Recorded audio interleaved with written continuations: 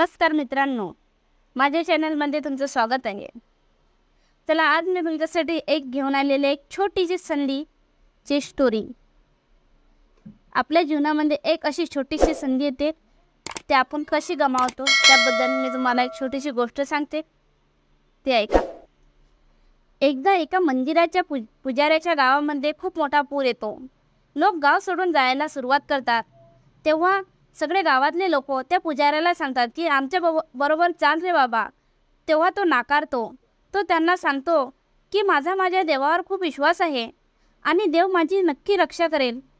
पाणी एवढं वाढतं आणि अख्खं गाव त्या पाण्यात बुडून जाते। पण एका पट्टीचा पोहणारा माणूस त्या पुजाऱ्याच्या घराजवळ जाऊन पोहोचतो। तो त्या पुजाऱ्याला पाठीवरून वाहण्याची त्याची एवढी तयारी असते। तो त्याला दाखवतो की चल बाबा माझ्या पाठीवर बस, पण पुजारी ते सुद्धा नाकारतो। थोड्या वेळाने एक होडी येते, पण तो त्यातही बसत नाही। शेवटी एक हेलिकॉप्टर येते आणि त्याच्याकडे शिडी टाकतं, पण तेही नाकारतो।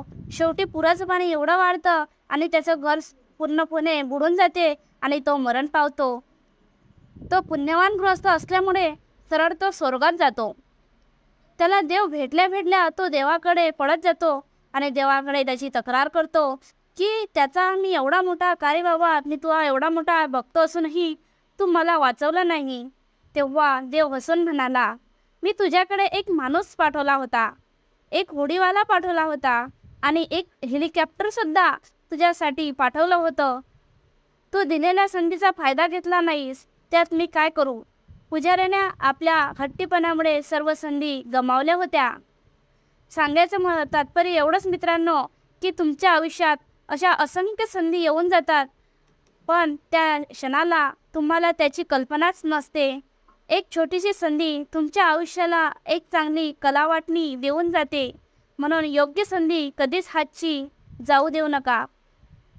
धन्यवाद मित्रांनो। माझी ही स्टोरी तुम्हाला कशी वाटली कमेंटमध्ये करून नक्की सांगा।